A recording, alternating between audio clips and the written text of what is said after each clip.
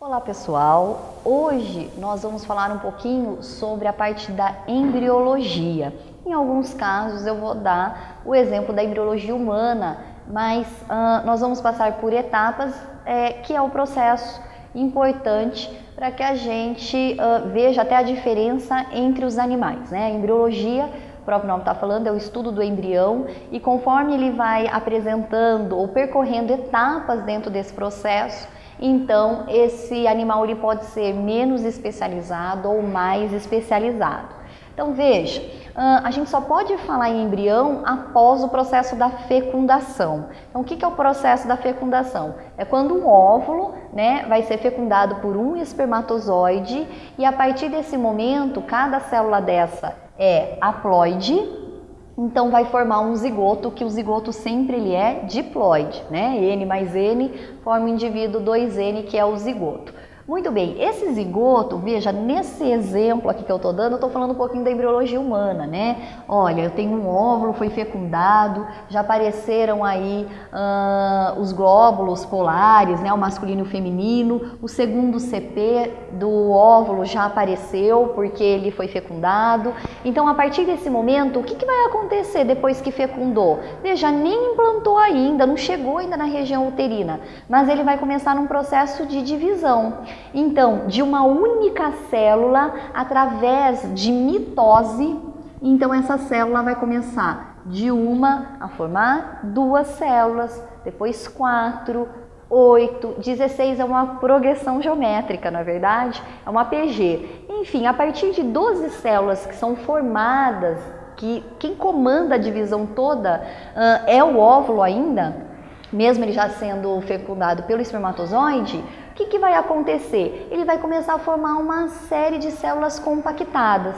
Então, quando essas células ficam compactadas, nós chamamos dessa fase de mórula, a partir de 12 células. Então veja, recebe esse nome porque lembra uma frutinha amora, né? Então por isso que eles chamaram essa fase de mórula. Então eu tenho a célula, várias outras células lá dentro que já sofreram divisão de mitose e estão numa fase compactada.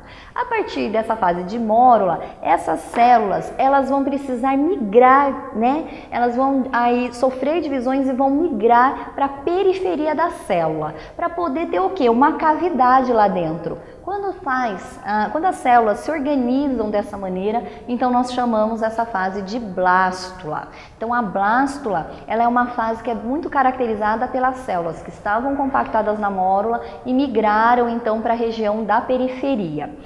Alguns animais completam só até a fase de blástula, que é o caso das esponjas, os poríferos, né? Os poríferos não vão dar continuidade nessa divisão embrionária, eles param aqui. É por isso até que a larva, né, das esponjas é chamada de anfiblástula. Lembrando aí que eles vão parar o estágio embrionário na fase de blástula. Muito bem, a partir deles, os outros animais vão continuar essa divisão. Então, essas células que migraram para a periferia, agora elas vão sofrer uma invaginação, uma dobra. Por que elas fazem isso? Porque nessa fase elas vão formar uma estrutura importantíssima, que é a estrutura gástrica.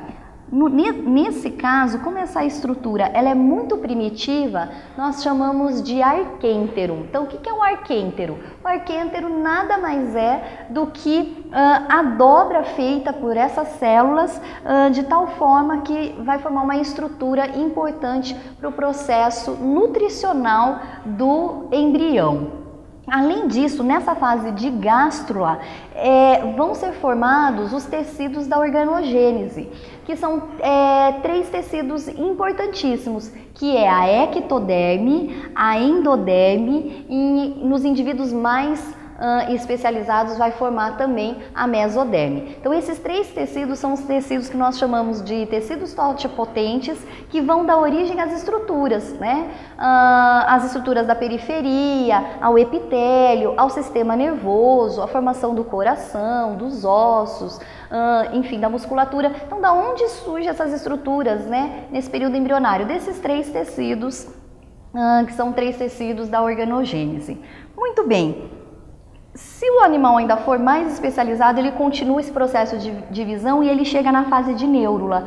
A neurula é a última etapa da embriologia. Ela vai formar as cavidades, que nós vamos chamar de um celoma, né? Ela vai formar, desenvolver e especializar a estrutura do intestino, né? A estrutura gástrica e intestinal desse indivíduo, e ela também vai dar origem a uma estrutura importante que é o tubo neural e, consequentemente, a notocorda. Então, essas estruturas apenas os animais mais desenvolvidos vão realizar, que é o nosso caso, né? Nós, a partir do processo de fecundação, sofremos toda essa etapa até completar a fase de neurula. E aí, por isso, nós temos aí tantas especializações dentro dos nossos sistemas em relação aos animais um pouco mais primitivos no sentido de especialização dos seus sistemas. Enfim, eu espero que vocês tenham compreendido a parte de embriologia. Até o próximo encontro.